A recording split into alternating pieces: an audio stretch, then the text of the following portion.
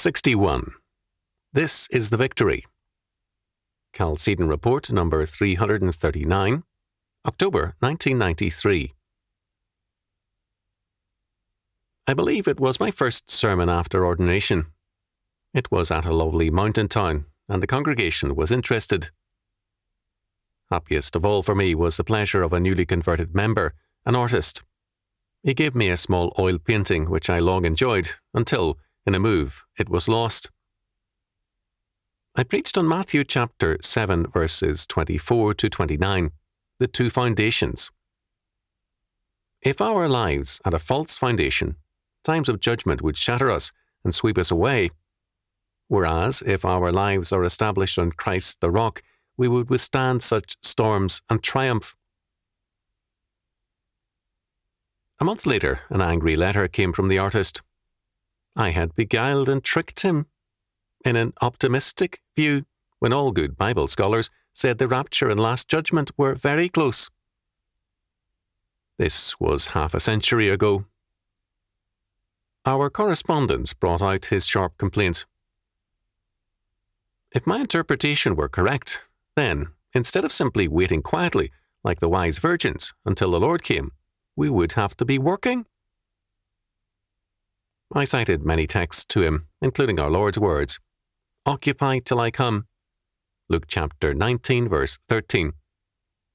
But he ended the exchange by accusing me of buying into the social gospel. Is it any wonder that, in the half-century since then, the Church, then still America's most powerful voice, has become irrelevant? The world is not to blame for this. The Church did it to itself. I believe that the Lord will hold this to the Church's account. Our Lord is, as he has been since his resurrection, the blessed and only potentate, the King of Kings and Lord of Lords. 1 Timothy chapter 6, verse 15. The word potentate is dynastes, the only authority, the only power.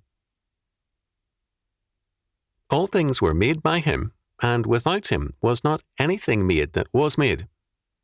John chapter 1, verse 3. My Bible has no appendix informing me of this king's abdication. His plan remains the same. Before the end comes, he shall put down all rule, all authority, and all power. All his enemies shall be put under his feet. 1 Corinthians chapter 15, verses 23 to 26. To believe anything less is not to believe in him. This is the victory that overcometh the world, even our faith. 1 John chapter 5, verse 4.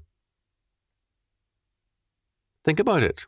What does God want his church to be? An army of losers?